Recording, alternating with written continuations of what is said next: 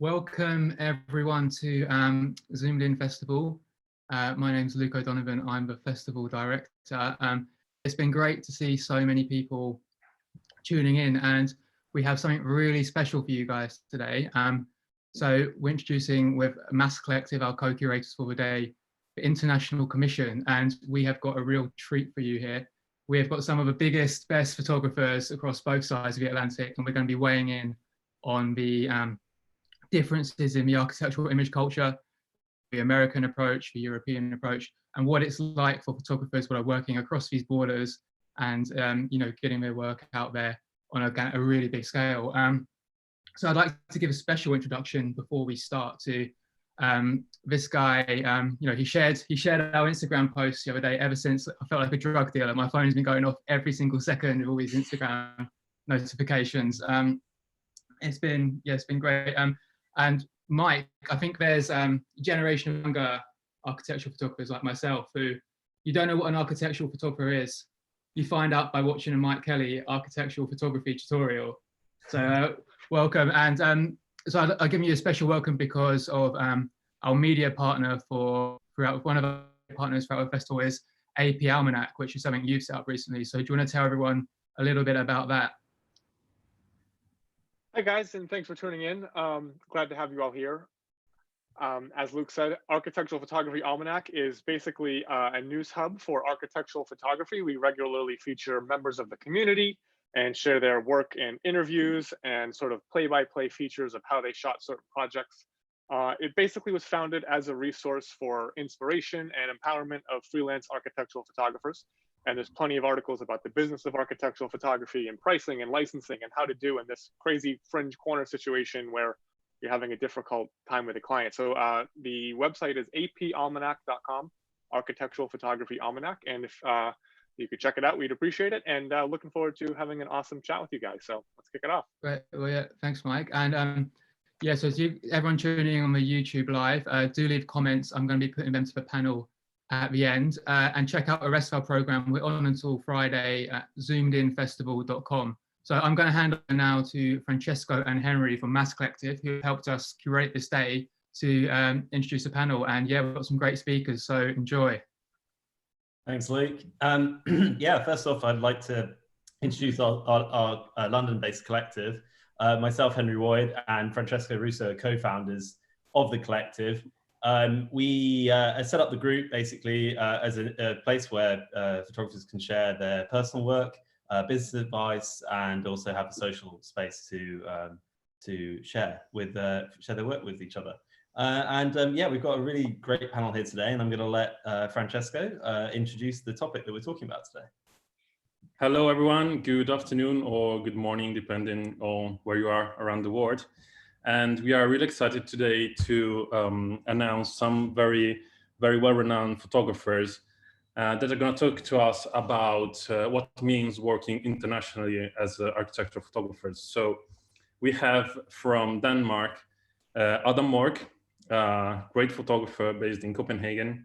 And we have Doublespace, a photography duo based in Canada. We have Mike Kelley, as we've seen before, which is the representative for the United States, and Marcela Spadaro, who's an Argentinian photographer, but she's based here in London, and she's part of the duo called NAARO. So very, very good photographers, amazing job, amazing work. And yeah, so if you wanna introduce yourself a bit, tell us where you are now around the world, and give us, a bit of background and what are your commitments at the moment with architectural photography. Let's start with Marcela. Okay. So, yeah. Ladies first. Say again? Ladies first. Okay, thank you. Yeah, like you say, I am co-founder of NAARO. I'm the half of NAARO. And so we are an architectural photography studio that is based in London, but we work internationally. And yeah, and my background is in architecture and in art. I studied, so as you said, I'm from Argentina, so I studied architecture in Argentina, and then also architecture here in London at the Bartlett. And I also studied fine art in Central St. Martin's. So then I have also a professional experience working as an architect at Zaha Hadid for about 10 years. And after that, I founded NAARO with Freya. So, and at the moment we are just in London. So we are, I mean, before this started, we had commissioned a team to redesign our website, which was a great moment because so it has given up time to things. I think the whole process will end in August, and it has been fantastic because all of a sudden we have time to understand who we are and all these questions that that you ask yourself when you sort of do that. And yeah, only apart from that, all our work has stopped, and so we are only working on a film, so on the storyboard, and that's that. And having a lot of time to think about what we do, where we go, etc. Nice. And then can we hear from Doublespace? So Amanda and Eunice, can you tell us a little bit about yourselves? Yeah, I'm Amanda Large and this is Eunice Winghar. We're coming at you from Toronto, Ontario, where it's not quite yet spring. Eunice and I started Doublespace in 2012. I want to say, yeah, 2012. My background is in architecture. I studied architecture at University of Waterloo, and I worked in the field for a few years before launching into photography. I'll let Eunice introduce himself. I have a zero artistic background. I'm a molecular biologist by training, and went through a sinuous tour via the federal government. So anyway, then I met this lady who turned my life around. Yeah, so yeah, we've been at it for a while now, and yeah, we work anywhere in Canada or the world, anywhere anyone wants to take us, basically. Right now, yeah, we have been strangely deemed a non-essential service. So, who knew? You know, that is a shame. So there's not much going around, you know, so yeah, we wish we had enough time for some self-introspection work, but we have two young monsters running around, 2- and 5-year-old boys, and they keep us busy. So that's pretty much our commitment right now. Cool, cool. And Adam, do you want to give us a little bit about what you're doing right now and where you are? Yes, hi, I'm Adam. Thank you for having us. It's a fantastic program you have put up in such a short time. I'm really impressed. I'm from Copenhagen, Denmark, and graduated a long time ago from the Royal Danish Academy of Fine Arts as an architect. Then I worked several years for a fantastic office here in Copenhagen, and then I needed a break, and then I started photographing, and that yeah, taken me around the world since the start, and that's much what I'm doing.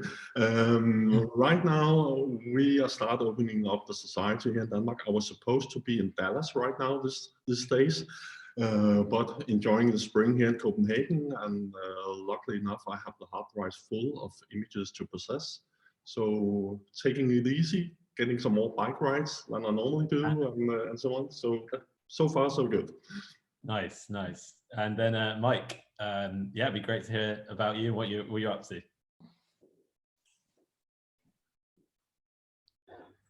He's on mute. Yeah, Mike, I think your mic's off, sadly. Maybe Francesca, you wanna I'm muted by the host. It wasn't me. Oh no, sorry. Okay, yeah, Mike, shoot. So I'm Mike, based in Los Angeles, and I travel all over the United States and occasionally the world for assignments for architects and advertising and all kinds of different things. I'm actually in South Carolina right now. I flew out here on, I think, March 18th for my grandparents' funeral.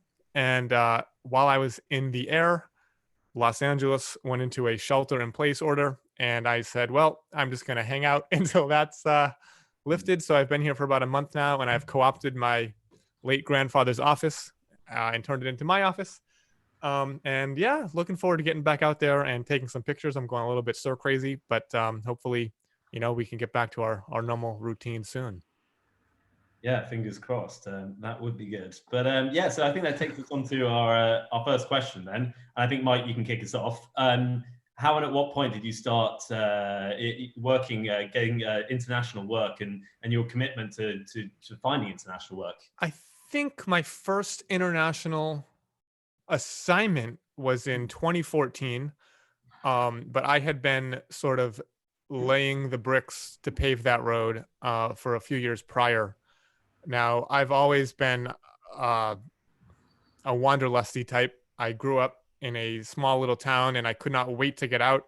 And, you know, I went to school. As soon as I graduated high school, I left. I went to school, you know, 4 hours away, and then I studied abroad on the other side of the world. And then I came back, and after 3 months post-graduation, I moved out to California. I was like, I just cannot wait to get out of my New England town. Ironically, now I go back and I'm like, this is amazing. So as soon as I became a photographer, I was like, how can I engineer this thing so that I get paid to travel all over the world?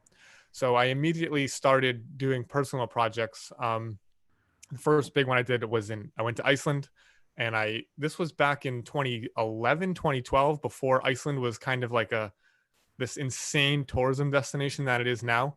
And I feel like people were still far more receptive to what I did. And I emailed like 5 or 6 architects and I said, hey, I'm a photographer based in Los Angeles. I would love to work with you. How can we figure this out? And 3 or 4 of them replied within like an hour, and they're like, that's amazing. When are you coming? We'd love to have you work with us. And I met them when I was over there, and I, you know, formed some friendships that I still have to this day. And I talk to them on Instagram, and I talk to them via email, and I send them books, and they send me, you know, Icelandic donuts or whatever.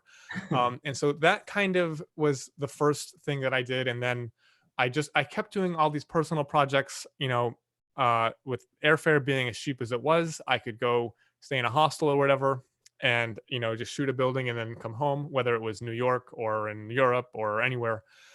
And then my first assignment was in Mexico. I think it was 2014. I got a call from a client of mine, Bernardo Pozas, and he was just trying to expand his practice. And so he's like, I need to find a photographer who travels internationally. And somehow he found me, and he sent me an email and he said, hey, I'm an architect in Mexico. Can I fly you down? And I said, that sounds amazing, but a little crazy. Hold on. Can we do a phone call? So we did a phone call, and he's like, when are you free? And I said, December. And he said, okay, great. I'm booking your ticket. 5 minutes later, there was a ticket in my inbox. And that was how I got my first international gig. It all happened very, very quickly. And from there, it just kind of exploded. So that's sort of the backstory. Yeah, I've talked too much, so I'll turn it over to the next person. That's okay. That's okay. But quickly on that point, was it a cold call then for those first few architects? Did you just, you know, pick up the phone? Did you email them? Like, you know, what was the Yeah, it was all done over email. I just, you know, maybe they took pity on me. I don't know. And it was amazing. I was also shocked at how receptive everyone was. But right. Yeah, I feel like it was almost not even 10 years ago, and it's a different time. You know, like I don't know if that would work today. Yeah, fair enough. Well, Adam, let's hear from you. So when did you start doing your international work, and when was your first commissions? Actually, right out from the start, it was a bit crazy history how I get started in all this. It all happened like, yeah, it's something you should take in a bar or a beer together. It happened like in one day. I was on summer vacation from my job, and then I got 3 or 4 assignments for photographing on one day. And then I quit my job that afternoon. And one of the assignments was coming to London to photograph for Arabs. They had like the engineering firm. They had like, I think, 20 projects spread out in the UK. And so it had always been like from the start, like part of the way I do stuff, traveling around. And so it was in a way easy that way, but it was also different times, like almost like 20 years ago. So here we are. A different game. What's that, Francesco? A different game. 20 years ago, it was a totally different game, I guess, in architectural photography. Yeah. What about you, Marcela? I think for us also pretty much from the beginning, it wasn't so much of a decision, but we were interested in this kind of architecture that we call innovative, or we simplify as innovative, let's say. And so we kind of, from the outset, we understood that if we wanted to to continue photographing those specific that specific kind of architecture, we had to travel where the projects were. So yeah, it was out of an interest in this particular architecture, and also at the same time, so Freya's and mine previous professional experience was also international, so we were very used to. I mean, Freya was photographing and traveling a lot, and I was, as an architect, I was working with international clients, so it was for us very normal to work internationally. So it was more like a kind of a continuation of a way of working. Yeah, so I have to say, it's not like Mike that from the beginning, first project and exploded. It's always sort of a kind of more like a wave. It looks. Our journey, but always at an international scale, just as I said, just because of the kind of projects that we are interested in. And Amanda and Eunice? Sorry? Sorry, I was saying, and Amanda and Eunice, how did you guys get into, what was your first international commission? Where did it sort of all start blowing up for you? Yeah, I think it's kind of a similar, a little bit to everyone in a way. You know, I think at the outset for us, there's always that interest in, you know, we were free and child-free and carefree, I guess. So, you know, I always wanted to travel and check out cool architecture, and this is kind of what we do for fun anyway. So, you know, we always set ourselves that way. But, you know, our first commission kind of came through a number, I guess, self-directed accidents in a way, and it was fairly early in the end in our career. So I think it was 2014, and it was for Zaha Hadid's office. You know, we were shooting a project near East Lansing, Michigan, in which they had the Broad Museum by Zaha Hadid, and we shot it, and we kind of pestered them with the images until they wanted to talk to us, and they're like, "Wow, these are kind of cool. We should work together someday." And we're like, "Yeah, let's do that." Exactly. No one's gonna be like, "Oh no, thanks. Yeah, cheers." Then. Yeah. So we're too busy, but you know. Yeah. Well, we'll think about it. Yeah, so that's it. So in March of 2014, we woke up in Hong Kong shooting the Zaha Hadid project and going like, "Sis, what? Can you pinch me, please?" You know, a lot of interesting stories on that trip, but you know, that's a story for another day. I think I'll take Adam on his offer for drinks for stories like this. Me too. And I think that this leads directly to the next question. Basically, when we start crossing the borders of our home country, everything gets a bit more complicated. So it would be interesting to hear from you. What are the main challenges that you face when you start shooting abroad in terms of, you know, both the technical and the theoretical side? Because when you go to another country, you may face the request of a different aesthetic, a different approach to photography. So yeah, what's your experience? Let's start with Adam. Well, in some ways, I think most of the challenge is more inside your own head and your own expectations for what you're going to do, because at least in the start, it feels so different of doing it. But I will say more or less, it's the same. You have to be as careful with your work at home as when you are abroad. You also have to carefully plan it in a way. And sometimes it's actually easier abroad, I think, because people can sometimes be more helpful because they think, oh, here's this photographer coming from a long distance, we better help him. Instead of like, oh, it's just a local guy, he can come back again next week if we don't get that finished. So, and you can also use that as an advantage sometimes because you all know we need sometimes a lot of favors for people for making this work. We are so depending on all the circumstances around the shoot for getting it to happen. And you can sometimes use that in your own advances, that you like, oh, we cannot come back and so on. So in a way, I find sometimes it's actually easier. That's another thing. There are, of course, the cultural differences. So when you're like approaching people for like getting help and so on, there are so many ways of saying yes or no in different countries. And sometimes you think, oh, they said yes, but they may literally go. and that can sometimes gives a class in some aspects, but normally I will say if you just is as careful as you do at home, then of course there can be all kind of logistic challenges. As for instance, try to get a direct flight, get a hotel as close as possible to the assignment, or I prefer that, and so on. But those are all small details that you can overcome, hopefully.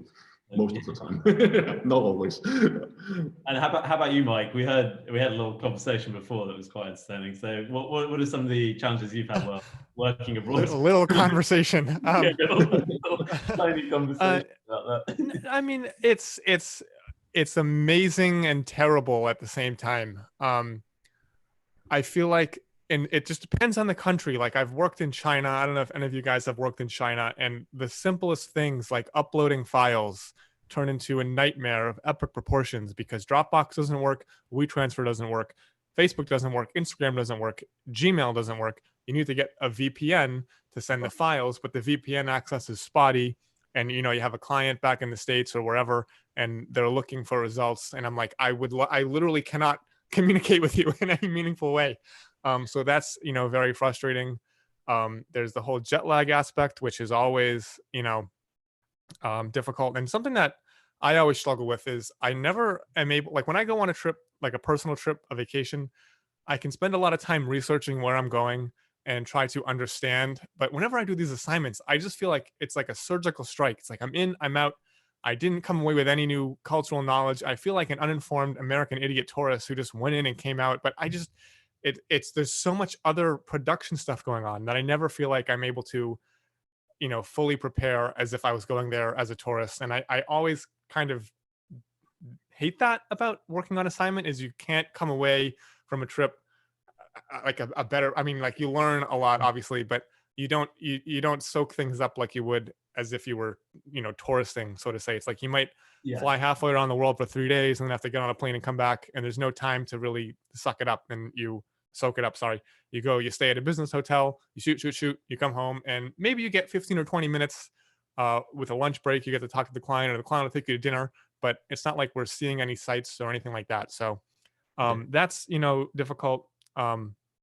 But like, what an amazing, incredible opportunity it is to even get paid to travel like that at all. And then there's the customs, all the customs stuff that goes on. If you ever had to deal with a carnet, which is like a certified, validated list of your equipment or whatever, and I've had luggage get lost, and half the luggage that was on the carnet shows up the next day, and half the luggage got imported. I've had my stuff impounded in customs in the Bahamas. So there's always some high drama going on. Yeah. And it's like, yes, it's like glamorous, but on the other side of the coin, it's like, it's so frustrating sometimes. I can't even begin. And I'm an anxious person to begin with. Like, I'm always a little bit, high strung. Mike, so that really building in maybe an extra day in for your relax and just resting up and just having that tourist day. Maybe you should try. Yeah, well, I mean, and the thing with these international commissions is like, adding an extra day isn't just like it is when I'm home in Los Angeles. It's like, oh, I can just come back tomorrow, whatever, 20 minutes away. It's a $300 a night hotel for 2 people. It's changing the airfare, which is $1,000 a person. It's adding the food. It's dealing with all the logistics of things that have been planned for months. You know what I mean? So it's just a slow, sort of cumbersome thing. And I've had jobs where I've flown somewhere and it's rained every single day, and it's like, well, we got to make pictures, and because I'm not local, I can't just come back in a week. So it's amazing, but also really, really frustrating. And I'm sure some of you guys have had the same experiences with that. I was going to say the glamorous part of this job is probably the most overrated aspect of it. I love it, absolutely. I wouldn't trade it for the world. But people are like, oh, but you travel all over the place. I'm like, yeah, I see a lot of airports and taxi cabs and lonely hotel rooms, and that's about it. It's like, anyone who's been on a shoot knows that it's 12, 13, 15-hour days. Actually, my record to date is 20 20-hour days. And it's like, yeah, that's it. It's just work, and get back on the next flight, and you got to do it all over again. And I think, I think just to add to what you were saying, Mike, I think with not just international. This is actually a variable that doesn't exist as much for Europeans as it does for us North Americans. It could be just as complicated to shoot on the other side of the country for us than it is to go to a different country altogether. I mean, it's a 5-hour flight to Vancouver from here. So, but anyway, I'll just say, like, we don't have as much flexibility when working out of town in general. You get the weather you get the access you get, and you just have to make the best of it. And like you said, we almost lost a client on our first out of town trip, actually, because we had the worst weather. I mean, the worst. and you know, they're like, oh, these guys, I don't know if they can do it. Do they understand light? Like we hired them for this, and like, do they not bring the sunshine with them? I thought that was part of the package. Well, I think it's if I could control the weather, I wouldn't need the money for this job. You know? It's like playing poker, these international jobs. Like, you can do everything right and play your cards perfectly and still lose horrifically. You know what I mean? Yeah. You can prepare and tell you, actually, it's still not enough. On the Zaha Hadid job we did in 2014, we got access to 8 rooftops. That's got to be a record. But on the day of the shoot, the worst light I've ever seen in my life. It's just this soupy, like, you know how you talk about sexy fog that you like to make things mysterious? Well, it wasn't that kind of fog. It was just soupy fog. It was just, you know, what am I even going to do with this? There's nothing you can do. So we actually had to reschedule some stuff and move things around and reshoot on a separate day. It was just horrendous. But what can you do, right? So. I think actually what you're saying, for us also one of the main, when we think of challenges is definitely weather. But for us always the question is how many days we add to the ones that we strictly need for the shoot. And this is tricky because as one of you said, I think Mike, the more days you add, it translates into cost for your client. So how you, this is a bit tricky because you do have locations that are really very wild in terms of how you're able to foresee the weather, and others that not. But yeah, I know you have to continue with the next question, but I think for us, when I was thinking of this question, it's like the biggest challenges when traveling have not had anything to do with the logistics. With or logistics of traveling or the planning, but more like with the kind of element of surprise that is always there when you arrive to the site. We always, with Frey, we always show, what is it going to be this time? You know, there is always, and you would be surprised to how many ways of understanding, for example, what a clean site means. You know, you say, you communicate a lot, you go over things and you're like, this has to be like this, like that, and then for example, in one of the last trips that Freya did to the US, she came back with her hands completely wounded from having to rake a whole site herself because it was just not ready for photography. And the client was in another city and the schedule didn't allow for her to wait for the help. And then you just need to do it because it was just not ready and you do it. No, but it's always what the anecdote is going to be. No, it's I think when traveling abroad is yeah, I think the challenge is, you know, dealing with these trips, and then, you know, the reality is often very different than the expectation, and you have to keep people on Instagram. Look how happy it is, and it's incredible. And meanwhile, you're like, I can't believe what's going on. And it makes you feel amazing, no? After you solve it, you're like, did I do that? You know, when you're abroad, somehow your senses become like, you kind of do everything. You solve things that perhaps at home or you wouldn't have been able, or you were not so much under pressure to. You were not so resourceful, let's say. Yeah, I think it's amazing to see how much effort and work there's behind those super photos we are used to see on magazines and Instagram. And yeah, so yeah, it's very interesting to hear these stories. And I think it would be also very good to hear what's your opinion about what are the differences between Europe and America in terms of both style, in terms of photography style, and also what are the differences in the business? Because we all know that there's like a huge difference between the two parts of the world. So it would be, if you could tell us about it. Let's start with maybe Doublespace. Well, I mean, these are all really gross generalizations, of course, but I mean, from our experience, we tend to think that in the European/UK photography tends to be a little more realistic, I suppose, a little more natural and subtle, whereas North American tends to be a little more Hollywood, I guess you could say. But I mean, this is really, again, it's generalizations. Not everybody in Europe shoots that way, and not everyone in North America shoots that way, but this is just our personal observation. If you want to add to that. Yeah, I mean, for sure. Like, there's definitely styles of photography that you see in Europe that are really, really good, that work really well, that would just, I think, never fly in North America because they're just not perfect enough. You know, even just something like blue skies. I mean, we're in a country where we get 50 sunny days a year, and yet every single architectural photograph has nice blue sky. Everyone wants a blue sky. You know, things like shadows are obliterated. You know, we love our shadows, so we like having things that are not visible in each other. But you know, in general, in North America, there's very few shadows. Everything is nice and smooth and clean. I think that's kind of probably just to kind of add on what Amanda was saying. Yeah. I was hoping we didn't have to go first in this question.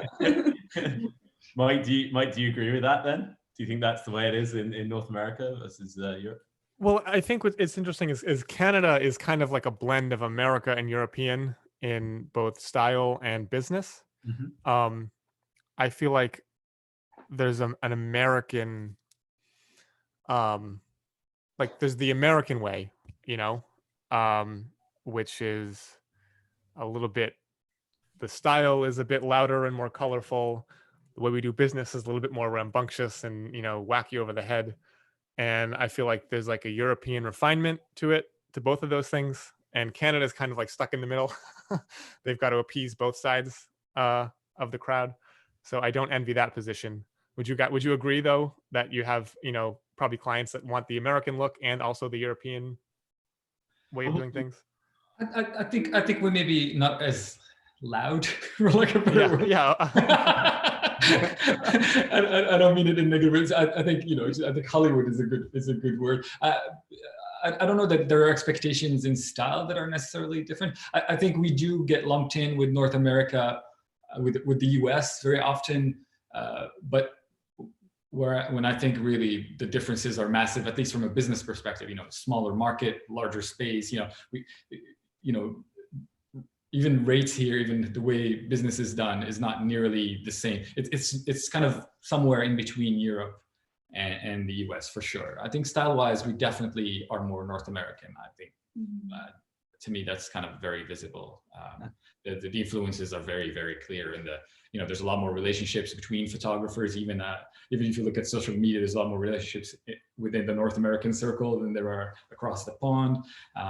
So I think that may be why the styles are there's more commonality in style from that perspective. And from a European perspective then, Adam and Marcella, where do you think Europe sits against America? What stylistic differences that you see in people's work, or are there none? It's the boundaries are blurring a bit more these days, but like before, you could say the main difference between North American style and European style was the use of artificial light. I have never owned a flash. I have never used a tungsten lamp maybe twice in 20 years. And it's like, and I'm so glad it's Mike here who's representing US because he's shooting in a way that I actually can stand looking at. He's really good at what he's doing. But like in the traditional, now I'm saying traditional because it has changed a lot, I think. In the traditional American architectural photography, where everything is well lit and so on, it's like architecture is like a piece of jewelry. It's not about the space. It's more like you can see everything, and oh, you have an oak there, you have this tile over there, And I have it like, I don't care. I want to see the space. I want to see how the space is reacting with the light that the architect have thought about entering the space, and it's the light that are shaping the space. And the traditional thing where you have like, oh, I bring in a tons of strobe, and then it's like the photographer shaping the space and actually non-shaping the space, because everything is just like well lit and really boring in many ways. But back to you, Mike. It is changing a lot at the moment, I'll say. This is a very strong personal view, but I have had some discussions with some American photographers before, and so don't get me wrong, but they are so good at some point, and their clients have other expectations, and I can feel it if I'm in the US that are some other expectations. But again, if they are taking me over from Europe, it's because they want something else, and I just have to like, oh, I just do my thing wherever I am, because else there will be no point of traveling and use all the carbon emission doing this. Yeah. And Marcella? Thanks, Adam. The straightforwardness is appreciated. So, yeah, and we know that NAARO makes a lot of work in the United States. So, what's your? Yeah, I mean, I struggle a little bit to see, let's say, Europe and and America, not the US, as groups, let's say, stylistically consolidated. I think what I see more nowadays, I'm also not talking about traditional photography. Nowadays, I see more local architects that are that have maybe a connection with local photographers, and architects that work internationally that have a special connection with photographers that also work internationally. And I see in those connections perhaps a more, let's say, a source of maybe I'm also simplifying a little bit, but a more valid source of stylistic differentiation. And again, like Doublespace, it is a simplification. I hope nobody feels bad about that. So for example, I know that we are talking about America, North America, but I'm going to talk about South America. So, because I'm Argentinian. No, but for example, if you look at the work of local South American photographers, local meaning working there, I think it's possible for you to perhaps understand similarities, for example, how they, if you want, of course, again, is a generalization, but there is a tendency to frame architecture in a certain way, in some cases connected to how this is taught at university. There is also obviously aesthetic connected to a certain materiality, a focus and interest in, for example, the brick, which is very much used. And how this technology allows for certain spatial arrangement and so on. And also perhaps sometimes also some documentations want to be a little bit, let's say, documentary in the sense of communicated how people live there. So I can understand similarities. And then when you have an international photographer working there, you suddenly start to see how these subjects of architecture are treated a bit differently. So, as I said, so I struggle identifying these stylistic similarities with the region, but more with the kind of photographer that works. And I would go as far as to say that I think the stylistic differentiation between international photographers is more related to a photography approach than to a country, if you know what I mean. At least nowadays. I'm not talking. Yeah, like Adam was saying, talking a little bit about the beginning or other approaches. Did it make sense? Sounded boring. Yeah. It was fantastic. Everyone was just like zoning in on you. Okay. That was cool. Yeah, then Marcel, I think will be a great question for you would be, which international architect would you most like to work with now? Because now we're talking about leaving the country, going abroad, like where what are the architects looking at, and yeah, who do you want to? Well, I mean, to be honest, we are, and I always like to say that we are very grateful, and our expectations are very fulfilled in terms of architects, of clients. But of course, there are many amazing architects that are working on innovative projects, and I mean, too many, too interesting to name. So I don't know. I can say one, for example, Synthesis Design Plus Architecture, led by Alvin Wang, is a studio I like. They are also doing innovative work, which is what we are interested in. But yeah, I mean, I would pass. It's too many, too interesting. Adam? I'm so glad you passed on this one. Because you also are going to pass. I've been thinking about it, and actually, there are so many. And again, I know it sounds a little bit, yeah, I don't know what to say, but I'm also really blessed or lucky that I'm actually working with some of the architects I like the most, and that's amazing. And you always see like architects here and there that will say, oh, that project would be amazing to do, but then you will just like chasing your own tail all the time for doing it. So I'll say I have to pass on this one. I know it's the boring, the safe answer, but yeah. So I guess it's not a coincidence, because it's probably because your style and your eye match the architect's style. So probably that's why you're in this position, so, which is great. What about Doublespace? Yeah, it depends how much time you have, really. But actually, 45 minutes. Yeah, let me pull out my phone. Those of you who are listening. No, I mean, I actually really like the Houghton and Crow response to this question. It's like the next one who hires us. I mean, you know, there's really no shortage of people out there who do fantastic work. You know, like, I mean, I don't want to, you know, maybe give you guys something to, you know, we'd love to work with RCR or Sumtor or CISA, but there's again, it's not even about the size of the project or you know, like there's really cool small studios that do work all over the place, that, you know, like in Mexico or Italy or Spain. Actually, if I would say I would choose a country, I think both of us would move to Spain or Portugal tomorrow for the weather, the food, the people, the architecture, and that's about it. So, Mike, save us here. Italy is decent too. That's what I say. What about you, Mike?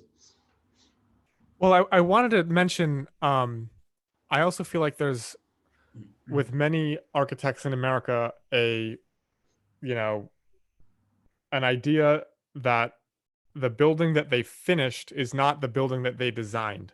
And there's a lot that falls on me to fix, whether that's, I don't necessarily agree, but they're, at the end of the day, they're writing the paycheck. And if there's a handicap ramp, I have gotten in shouting matches with clients because they were angry at me for photographing a handicap ramp that they did not design.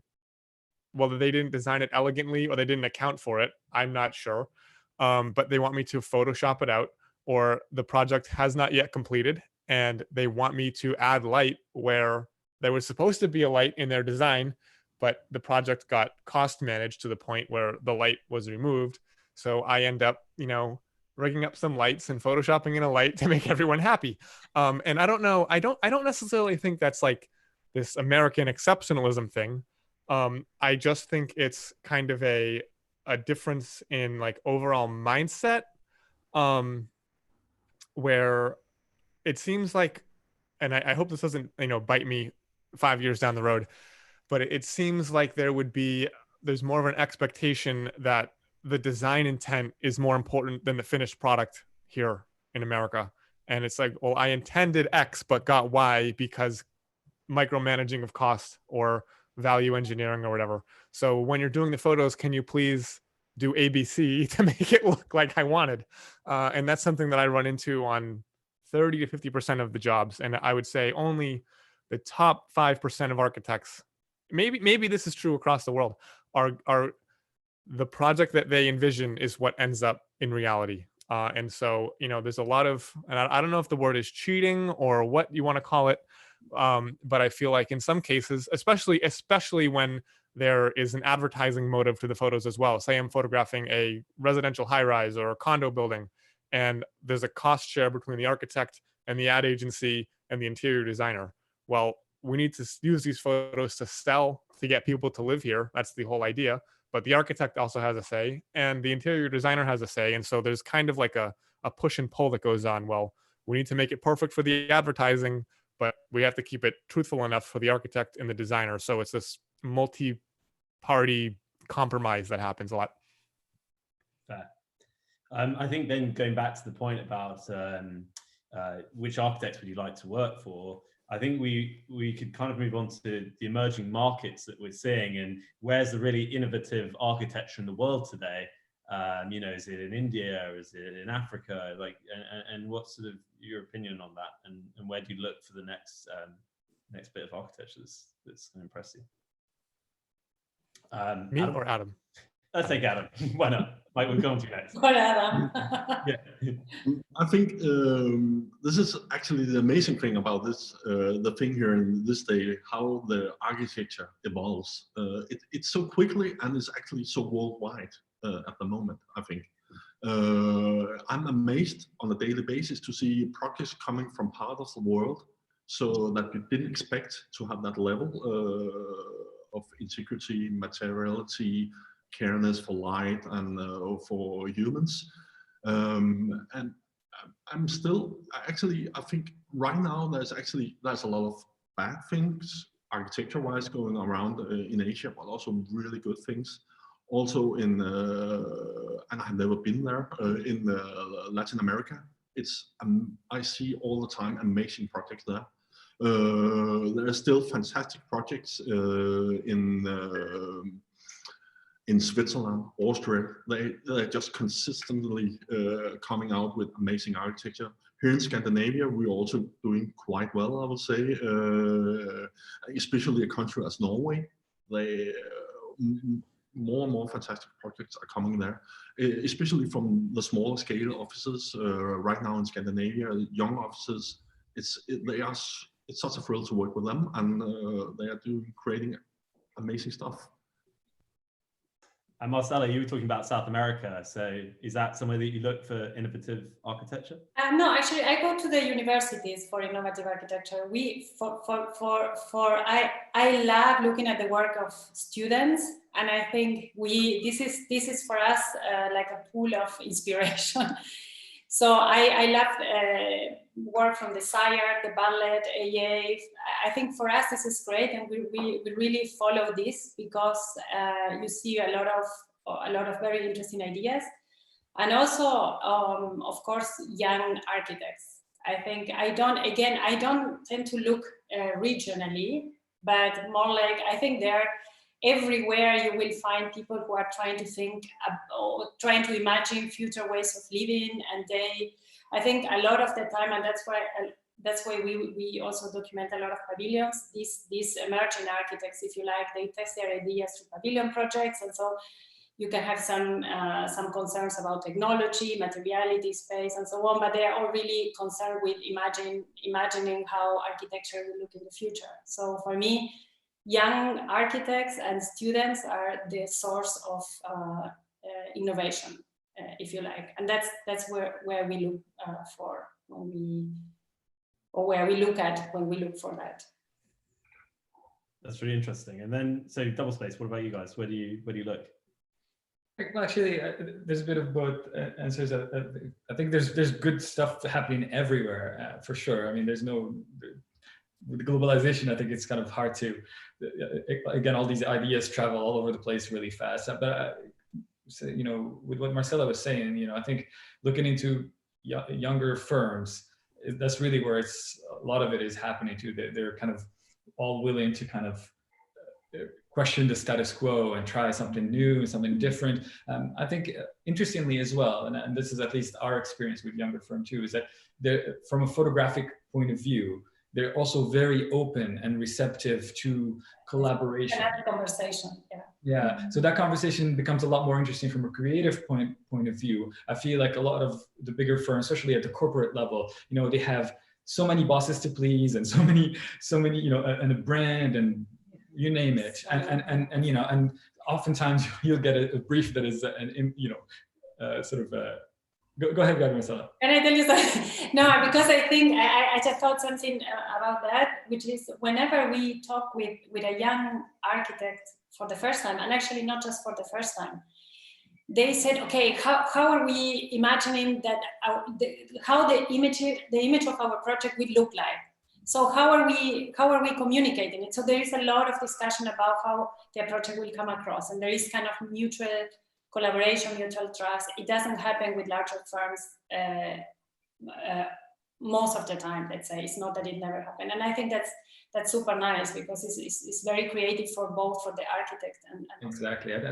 They're more receptive to what you bring in as an expert in your field, but they're also more more likely to bring different ideas, new ideas on how to even consider the genre, if you will, not just a particular image or how to shoot a particular subject, but I'll always remember, Partisans here did this shoot with a photographer we really love, Shai Gil.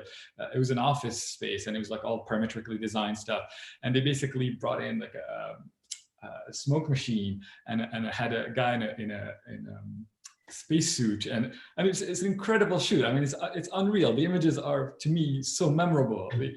They go obviously beyond the architecture, but I think they really, you just cannot forget about them, which is the idea of what we do. You want your projects to stand out, and it doesn't have to be a gimmick or anything, but again, just considering the genre beyond the I'm documenting a room. Here are 4 walls.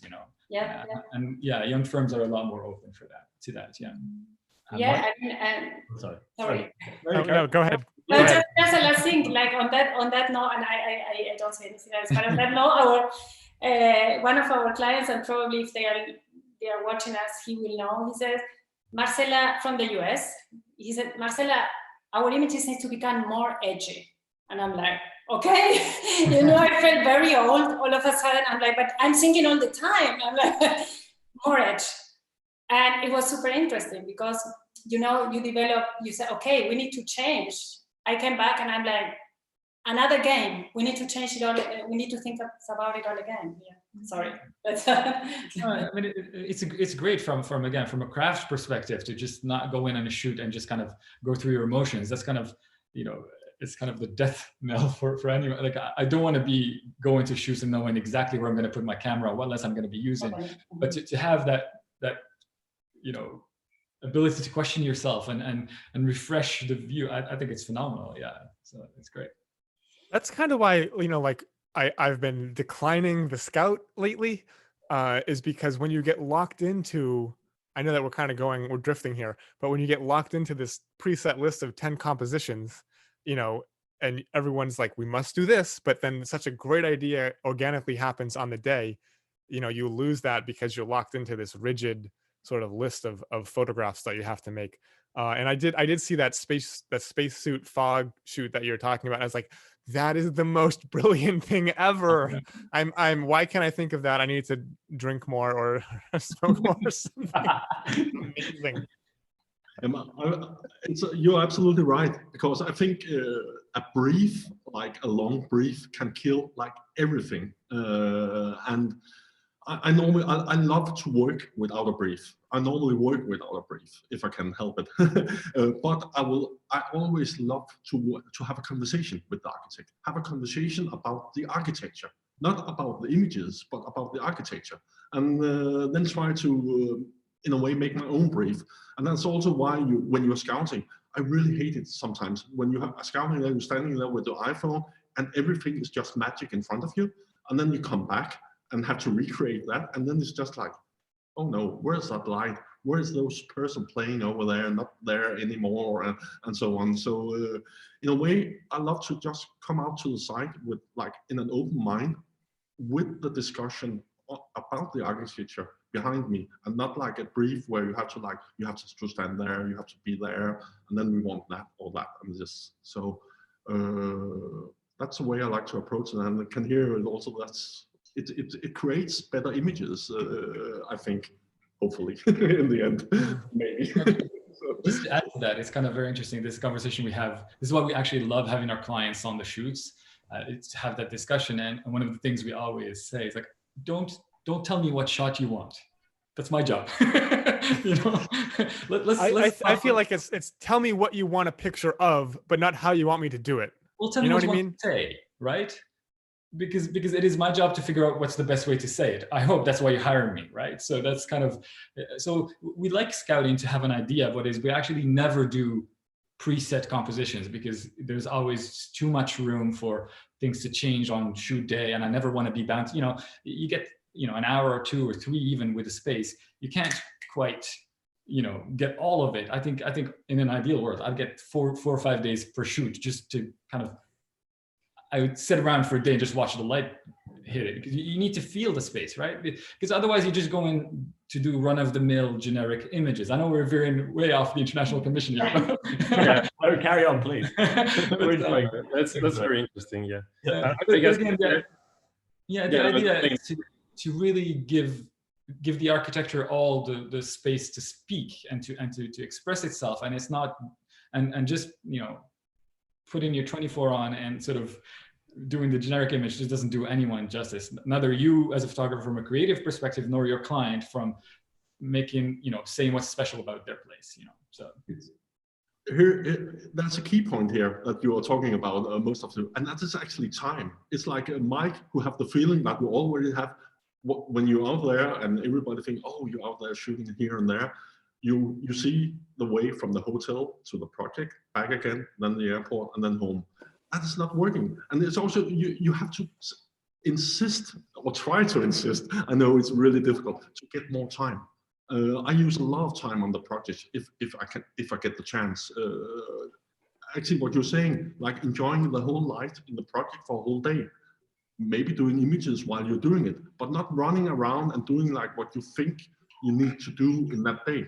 So I'm always, that's one of my problems. Sometimes I use a lot of time photographing on site, but it gets, I think you have a better result. And then luckily, if you are done before you are planned, then you can go out and be a tourist as well and try to get that in as well. So you also come back as a human and not just as a working machine. Adam, are your clients then understanding of that if you want to take a few days for the commission, they're happy to support that? No, they're not normal. No, not necessarily happy. Sometimes I'm doing it if I'm traveling far away, and not for. Also for being in a position maybe to enjoy just a bit of the culture there. Then sometimes you can make arrangements, say, okay, this is a 5-day shoot. You get a fee for the 5 days. Then I will be there 3-4 extra days. We can have that as a buffer for the weather circumstances. So it's okay for me to be a tourist in the rain, that's fine. But then you pay the expenses for the extra days that I'm there, but I will only charge you for like the days we're using on the shoot. That can be one model sometimes. That sometimes work, not all the time. And sometimes I'm also like trying to combine it with a holiday if you're going far away. So you maybe take a break after. I've been like in Canada and I had the snowboard with me, so I could throw over the Rockies after it and stopping all the way. Try to do some of those kind of things. Also because, but that's a whole other discussion we maybe also should have when we're talking about international commissions. That is like, I leave a carbon footprint that should be ashamed of, to be honest. And what to do with that? I'm trying now to like, if I'm going far away, like, can we do 3 projects? Do you have more or something like that? Because what's the point of me, in a way, going to Canada when you have Doublespace sitting there, amazing, or to the US where Mike is and so on? Because, yeah, we have to think about that. What are your thoughts about that? Do you, because lately in the last couple of years, I'm feeling guilty when standing here on the other side of the world and shoot sometimes, especially if I don't can add more layers, that it's just work. I don't know, what are your thoughts about that? The whole issue thing and the environmental impact we actually have for just doing our job. And we are not saying the world. We are like making images of architecture. Go ahead, Marcel. I think, I mean, I flew 190,000 miles last year in 2019. I just added it up, and yes, it's just such a complicated subject. Yes, it's insane. I think on the whole, we have become gluttonous with our love for cheap air travel. And do I think it should ever be able to pay $25 to fly from Boston to California? No. And I just, I mean, I think that the business model needs to take into account the environmental impact of that. I am very curious to see if there's a measurable difference in global temperature and CO2 measurement during the coronavirus. And maybe that will spur climate change action. You know, it is interesting. I love aviation. I love traveling. I majored in environmental science. I am a walking hypocrite. I'll be the first to tell you. And my job has a massive carbon footprint. And I don't want to get up here and be like, it's so important that architecture is conveyed properly in the media, and I can't justify it, you know. But do I think that there is a future where air travel is done at a more reasonable rate? Yes, I hope so. I think it's inescapable that, you know, the impact, the impact of what we're doing is inescapable. And even, I mean, if you want to split hairs, you can say, are all the buildings that we shoot that are made of concrete? Let's talk about that impact before we talk about the impact of flying one photographer back and forth. How about, you know, I know architects that travel way more than, like, at the end of the day, we just work in a field that has a massive environmental impact. And, you know, yes, every little thing helps, but I think you got to kind of keep a perspective about it.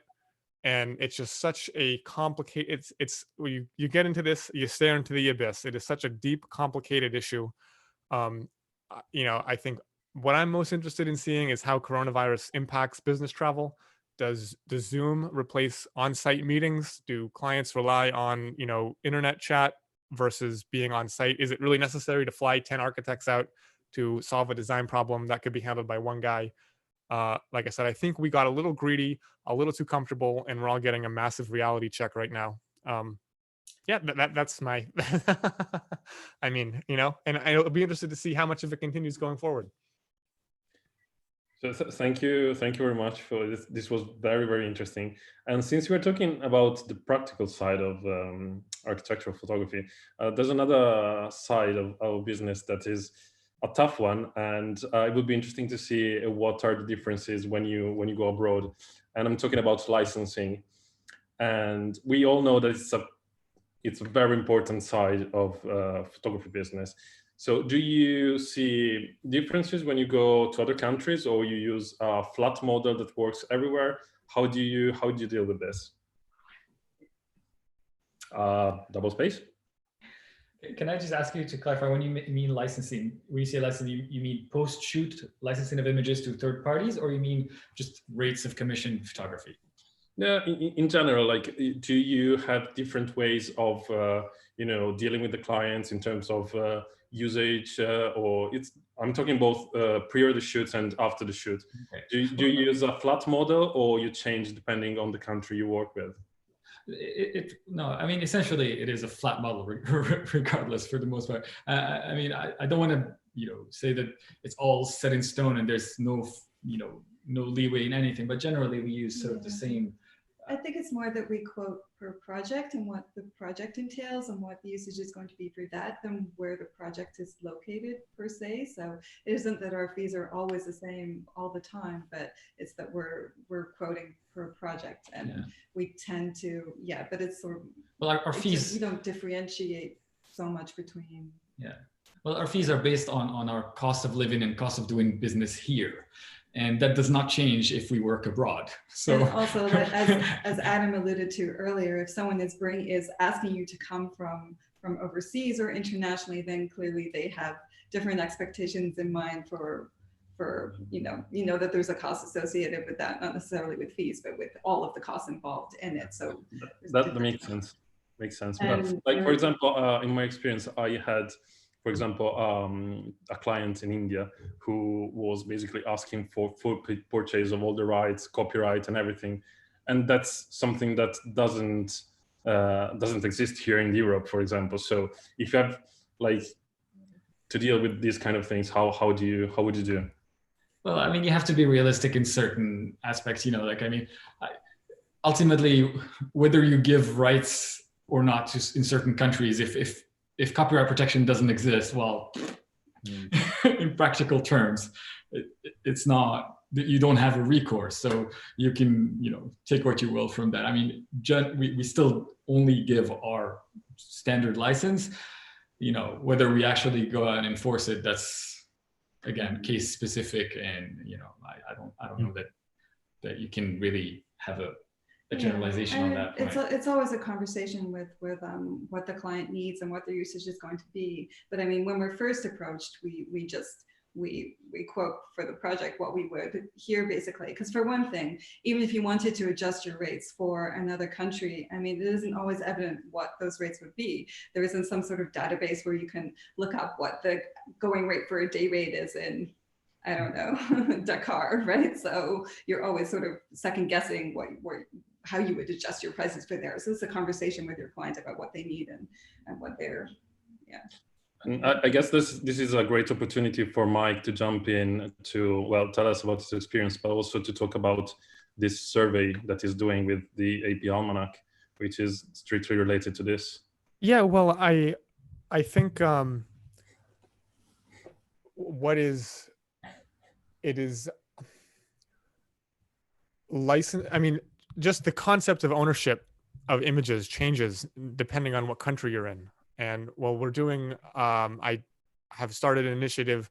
It's the 2020 Architectural Photography Census. And if you go on apalmanac.com, it's a questionnaire that basically is divided into 6 different regions around the world.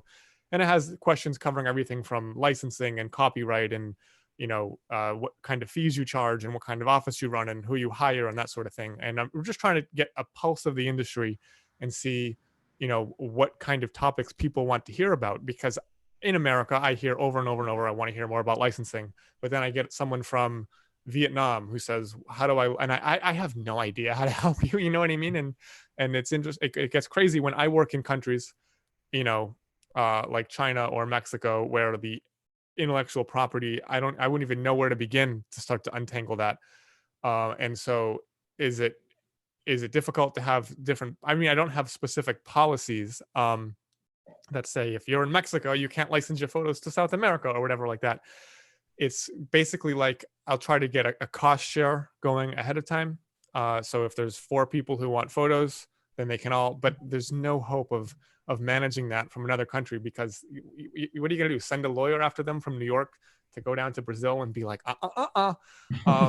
So, you know, but I do think, you know, just educating photographers about the value of the images and how much money is being made off of the back of those images is super important, because I've been shocked. I've met incredibly successful photographers who are like, oh, I don't deal with that. I can't deal with the stress. So I take the pictures, I get hired once, and anyone who wants them takes them. And I'm like, dude, you are leaving tens of thousands, if not hundreds of thousands of dollars a year sitting on the table. And, you know, and again, it's how do you, is it my job to educate? I'm very passionate about that, but if people can run their business however they want. But I think it's important that everyone, you know, everywhere at least understands the value of what they're bringing to the table, and is able to charge accordingly, and is able to stick up for themselves when they are infringed. It happens to me all the time. And, you know, I've only been doing this for 10 years, and I'm at the point where I just go scorched earth. Like I have been taken advantage. I'm sure you guys all here as well have been taken advantage of, and you've seen your pictures that you took for an architect or interior designer, and you've seen them in an ad in a magazine, or you've seen them on a billboard, or some other egregious misappropriation of them, and it just leaves you angry and upset and feeling used. And I had enough, because America, look, we all go by basically forgiveness is easier than permission. So, you know, but that's not a healthy way to operate. And so I've just been trying to spread the word and show people what their options are for pursuing infringement and dealing with this kind of thing. Because as an artist, like it is my work, and I put myself wholly into every project I do, and it's very difficult to deal with that. Whew, you pushed my button and got me riled up, man. So I think we've got go on, Marcella, would you like to say something? Sorry. Yeah, no, Francesco, because you asked about your particular project. I think also if someone wants to work with you, for example, in our case, we want to be consistent in how we manage our work internationally. So we use the same, generally the same licensing approach. But if we have somebody, for example, that comes and says, well, they have a concern or they would like that to add something, you can always do that on individual basis, for example. But also, like what Mike is saying, always keeping in mind that you cannot, that you are giving a license and you are not going to give your copyright and so on. I think this is a base from where you start, right? And then how you manage that license, I think it varies from photographer to photographer. Some people give a license for 3 years, someone in perpetuity. But what you cannot do, I think if you go to a country and where this does not exist, you can say, well, you're interested in working with me. It has happened to us. And we are like, we work with these terms, and they may not work with those terms with other photographers, but in your case, if they're interested in working with you, you know, your contract, I don't know how you work with your contracts or terms and conditions, but you can propose that and definitely not work if those terms are not respected, I think. That's great. And then I think we have one more question for you guys, and that's, do you commit to personal projects? Like MAS, we just set up MAS and we have the small group going. We sort of decided to do this project on isolation, which was how long will this last? And we think it's quite an important thing for photographers to sort of bring in their own artistic view and into their work and show that and showcase that to people. So do you guys have time to commit to personal work? And is that something that you do, Marcella? Marcella? Yes. Okay. No, actually, I don't. I always try to somehow combine this, my professional, commercial, and personal. There is no such division in my life. But Freya does. For example, she's at the moment, she commits to, to other projects on the side of NAARO. She's at the moment doing a documentation, a landscape project. And for her, it's very important to kind of combine all different kind of photography in her practice. But for me, that's my personal project at the moment, NAARO. It's a big project. It's a big project. There's a lot to do, so fair enough. How about yourself, Adam? I'm the same as Marcella again. Thank you so much for doing it. I'm also trying to like. Let's go for that beer. For sure. Sometimes I have a feeling of that I should do more personal work, but it's maybe because I'm full up with my work, like my commercial work, because I don't see it as commercial work, and that's maybe also have something to do. I don't see myself as a photographer. I see myself as an architect with a camera. And that's could also be maybe some of the points. So I try to, if the project is there and the quality of the project is there, try to fulfill some of my dreams or my like personal goals into that shoot or into that project. So no, I don't do many personal, like normally seen as personal projects as a photographer. Okay. And Doublespace, I know you guys were, Amanda was documenting some churches I saw with the 50 millimeter. How's that coming along? Yeah, I mean, well, obviously we love what we do, so just shooting anything, shooting for clients is exciting, and we love it too. But I mean, and I do try to make time to make photos for myself. I just like to be able to shoot without any sort of agenda and worrying about how they'll be received or whether people will like them, or just and pursuing like subjects that I think are interesting and I don't know that anyone else will think are interesting. Yeah, right now I'm documenting modernist churches around Toronto, most of them done by, a lot of them done by unknown architects, and it's just I like having a long-term project that I can plan and sort of have a cohesive plan for and bring it together, and that's just what I like to do. But yeah, I think personal work is really healthy, whether it's related to what we do directly or not. It's healthy to just take a break sometimes and maybe get a different approach, even to inform your own slash quote unquote commercial work. You know, it's just to kind of have a refreshed perspective. I think it's always great. But you know, we're lucky to do what we love doing. I mean, when we're on vacation, we book houses so we can shoot them, and we shoot. Anytime we go anywhere, we're looking for, you know, projects that we want to go visit, and obviously we'll like shoot on some level when we're there, if not with full kit or anything. So I mean, we love what we do. So yeah, there are a lot of blurred lines between like personal work and you know, what we do and commercial work in our field. I think, at least if you. Yeah. And just one more thing, tying to what Adam was saying. I think more and more we try and make sure the alignment between our commercial work and our personal vision is closer and closer. I think when you start, you're more likely to listen to what the architect has to tell you in terms of the exact views they want and things like that, and less impose. Not that we want to impose a style, but it's you know, we want people to work with us because of what we bring to the equation.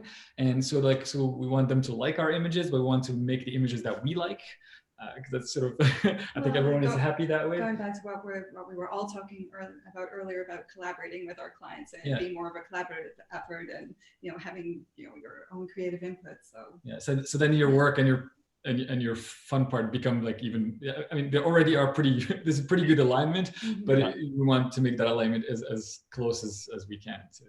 Great. How about you, Mike? Are you working anything new? Yeah, I feel like the greatest privilege of being self-employed is the freedom that it allows, and I take full advantage of that. And I try to carve out a couple months every year to just do something that I fully love. And yes, I have a few clients, when I work with them, it feels like it's personal work anyway, but I have some clients who, let's be honest, it does not feel like that at all. And so I really feel lucky that I'm able to take advantage. And if something strikes me and I'm inspired by it, whether or not it's architectural in nature, I love to have the freedom and the time to run with it and see where it might go. Like, for example, all my aviation related personal stuff, that has been an incredible career move for me. And it has got me hired to do some of the craziest jobs of my career. And it all just stemmed from, you know, me kind of being able to navigate my calendar in such a way that I would leave time open for, you know, personal projects as they inspired me to be completed. So yeah, I think that's one of the coolest things. It's like, you know, I don't get me wrong, I love shooting architecture, and the more I do it, the more I fall in love with it. But I also want to have the ability to go just on the drop of a hat, shoot something that is very important to me. And who knows what that's going to be a year from now. Like I view my architectural photography almanac, that is kind of a personal project that came about because of my back injury. I could not take pictures because I was recovering from surgery. Oh, I'm gonna come up with this blog and maintain it, and that's kind of like a love letter to architectural photography because I've not been able to shoot. So yeah, I think it's, you know, for me, I don't want to speak for everyone, but for me, it's very important to have that outlet. And I feel very lucky to be able to, like, how many people do you know globally? I can't count them on one hand. I can count them on one hand that have the ability to just say, oh, I'm just going to take a break for 3 months and work on a photo project. And like, we have that. And that is amazing. And, you know, you can take advantage of it if you want to. If you don't want to, by all means, continue, you know, doing your thing. But I think if I have that freedom, I'm going to use it. So. Thank you very much. That's great to hear that. Yeah, I think that's so. Now at this point, there are going to be, I guess, a lot of questions from the public. Before that, I just wanted to say that Adam definitely wins the award for the composition for managing to have a perfect center perspective with even with webcam. Sorry. Well done. I don't know if that was done on purpose or not, but that's amazing. So Luke, well. Yeah, wow. I mean, we were kind of, you know, this idea basically, you know, formulated over text message about, I don't know, maybe 2 weeks ago. And, you know, to think that now we're in a room, a virtual room with some of the best photographers in the game working in architectural photography. I think this is such a rare thing, and I hope that maybe, you know, this can change our thinking a bit, and this could happen a bit more in the future. So thanks all for participating. It's been kind of everything we hoped it would be, and a lot more. And yeah, the YouTube has been buzzing. But I think because this is such a rare opportunity, I'm going to be selfish and put forward a few of my own questions first. a lot of kind of big stories quite a big thing in architecture. There's been a few kind of high profile cases, I won't name and shame over the last few months, but it's always kind of a very topical thing, is kind of the ethical implications. You know, there's a lot of practices that are working with governments and so on that are, you know, questionable to say the least. There's a lot of kind of shady business in architecture. And I think this is a chance to put to you guys, as people who are working on the, you know, the most high profile projects around the world, have you, I mean, this kind of relates a little bit also, I guess, to what Mike was saying about kind of that almost guilt over, you know, the travel and everything, how as an industry, collectively, we're contributing towards climate change. Has there ever been a project where you feel like your ethical limits have maybe been pushed by the clients involved and things like that? Yes. Yep. And are you allowed to say in public, Adam? And sometimes you are standing with a project and you say, oh, this it's very rare. I'm trying to avoid it, but what we can do, as we were talking about, we cannot save the world. We're just making images, but we have to also think about what do these images communicate? Who are they helping? What cause are they helping? And here you have a choice also as an architectural photographer to like maybe think about what are you photographing? What are the subjects you are taking in? And try to maybe be a little bit more selective. Because sometimes you're standing there where you say, oh, I have to make this look as good as possible. And you can say it in some point, does this deserves it? I know it's a really rough, but I'm really trying to avoid that. And I'm so lucky that most of my clients, or all of them I have now, they are doing actually great architecture. And they also, at least here in Scandinavia, everybody is aware of the whole sustainability. What are the resources we are using? Like when you're using concrete, there is a good reason for using it. We are using more and more wood here and so on. And of course, you can, as an architectural photographer, in small ways, because we don't matter that much, to be honest. We can maybe push that. So when we have a good project with a good sustainable profile that are like, not just like what we call an eco spoil or something that just looks good, but are a really good project, try to promote that as good, as give it all you got. So it stands out as good as possible. Yeah, and actually, I'd like to take a point from that and then just kind of add to the question, put it out to the panel. Especially as, you know, the kind of the high profile guys, you have a big following and, you know, respect in the architecture industry. Do you feel like you have that power maybe to influence the architectural zeitgeist, and that your work and the things you're showcasing can go out there and in a small way have some kind of change in direction? I don't think we're that important, to be honest. No. It will be more like on a conversation between you and the architects and so on. That can maybe move more, but no, not. I don't think we matter that much, to be honest, no, or maybe not at all, to say it. But we can try. Yeah. Okay, great. We're running a little bit short of time, because we have another film. We have a film screening at 6, but I'm gonna quickly fire through a few more. So I know you guys kind of, you've all got these amazing anecdotes. It's quite clear you've developed a lot of life experience, you know, through your work, through your travel. You all come from kind of different and interesting backgrounds. Do you all see architectural photography as your forever career, or do you see yourself in 10 years, 20 years doing something completely different? It's like the mafia. Once you're in, you can't get out. I mean, I've thought about it, and like I think no matter what I do, it's going to be tangentially related to architectural photography. For you know, like there might be stepping stones that go in other directions, but I think it'll always be this like career anchor, not in a bad way, but like things will always have a tie-in.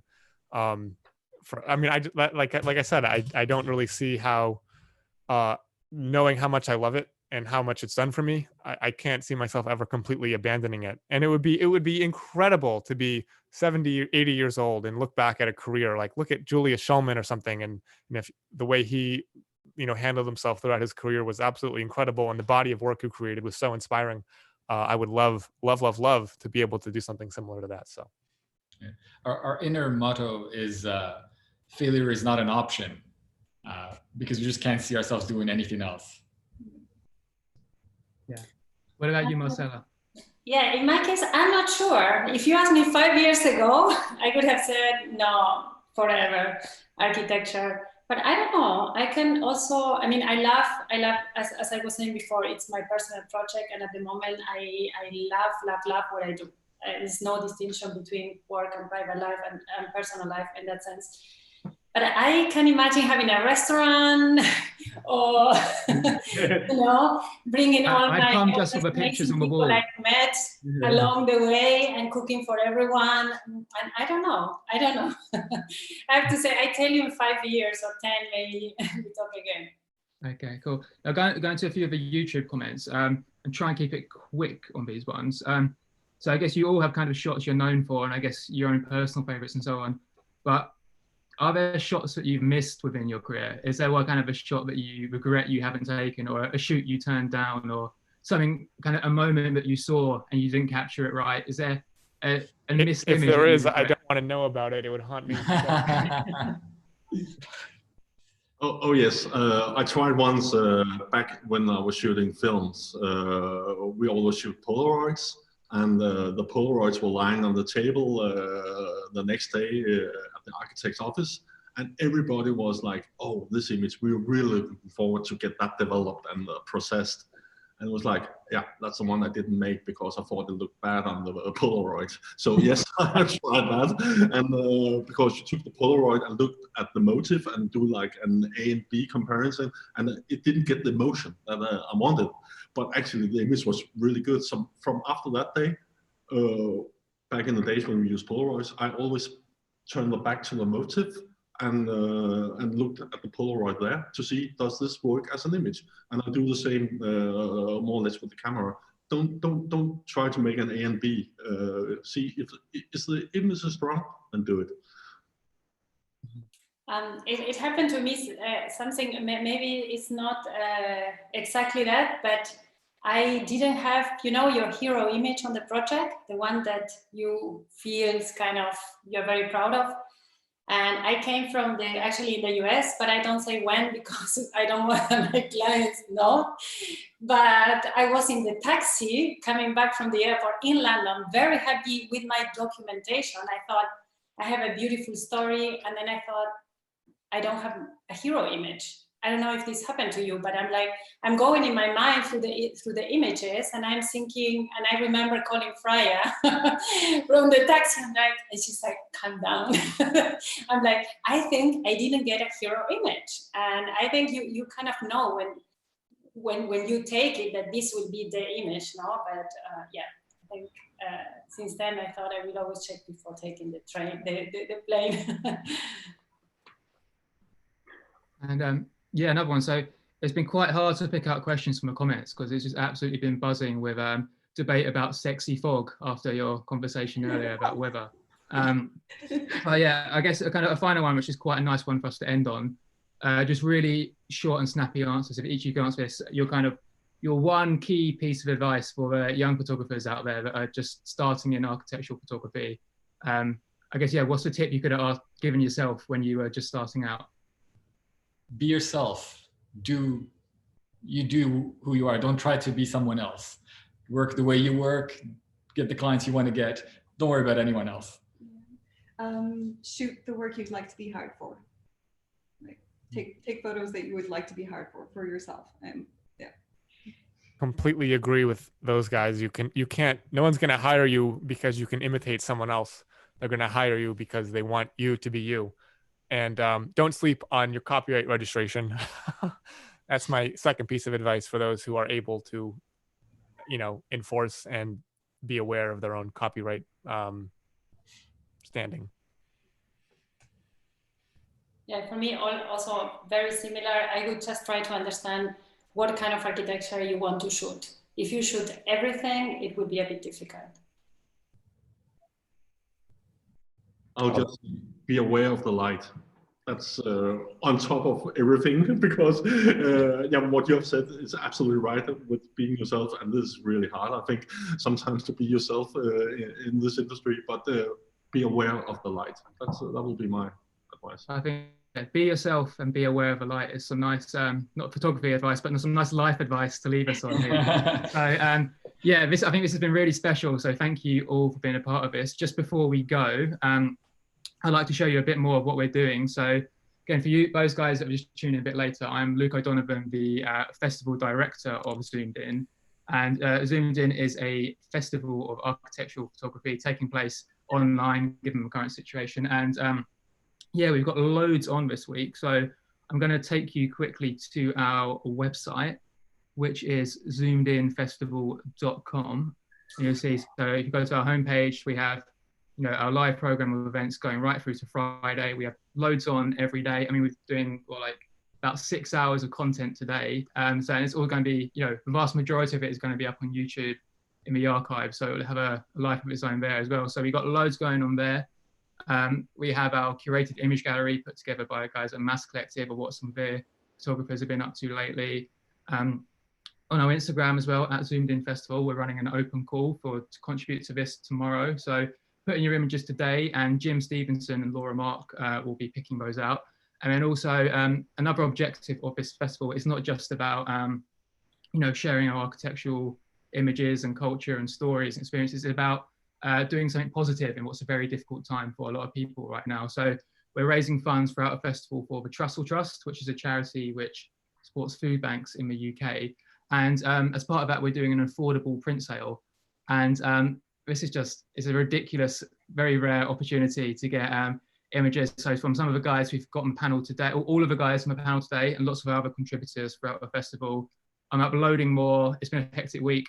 Uploading more tonight, but you can see we've got some fantastic images from all the guys on panel as well. And these are criminally cheap. So if you normally kind of switch off when you hear print sale, you know, switch back on, because these are very, very affordable, starting at very low prices. And then if you want to contribute something but don't want to get a print as well, if you go on our supporters page, you can donate to our little PayPal thing we set up with a smaller amount as well. So thank you to all the participants. Special thank you to Mike as well of AP Almanac for supporting us as a media partner. And I'm going to just hand back to, yeah, also social media at Zoomed In Festival on Instagram, at Zoomed In Fest on Twitter. You know, like, subscribe, all the rest of it. And handing back to Henry and Francesco just to sign us off. Yeah, thank you very much for everyone joining us. We are looking forward to our 6 p.m. meeting, and that's about filmmakers in architecture with Will Scott and Edward Bishop. And yeah, you can find me and Francesco. We both co-founded Mass Collective, and you can find us at mass.collective on the Instagram. And my own personal Instagram is Henry Woyd, and Francesco's is Francesco Russo. And yeah, so thank you very much for tuning in. Really appreciate the panel. And do contributors just want to quickly say where we can find you online, or and what you got coming up? Was your Instagram? Yeah, do you want to quickly go through your Instagram handles and your websites just so people can find out a bit more about what you do? Where are you talking to? All of you. Everyone. Okay, sorry. Quick fire. Yeah, pick somebody, go. Right, I'll go. So yeah, my personal one is Francesco Russo Photo on Instagram, and francescorussofoto.com for my website. And yeah, Adam? It will be on Instagram at Adam Mørk. Embarrassing enough, my webpage is not working. So that's how it is. So yeah, work in progress, I think. I'm at underscore, no, what is it? MP Kelley is mine, at MP Kelley with an underscore. I think if you just search Mike Kelley, it should come up. Here's the one with the blue tick. That will help you. We're at Two Space Photo on Instagram, and our website is doublespacephotography.com. And we are studio_NAARO on Instagram. I had to be checking. And www.naaro.com. Okay, awesome. Well, yeah, I've got about 10 minutes to get to our next event, checking with the participants. So thank you all for joining. This has been amazing. And yeah, so you guys at home, see you at 6 p.m. UK time, or, you know, throughout the rest of the week. Take care. Thank you all.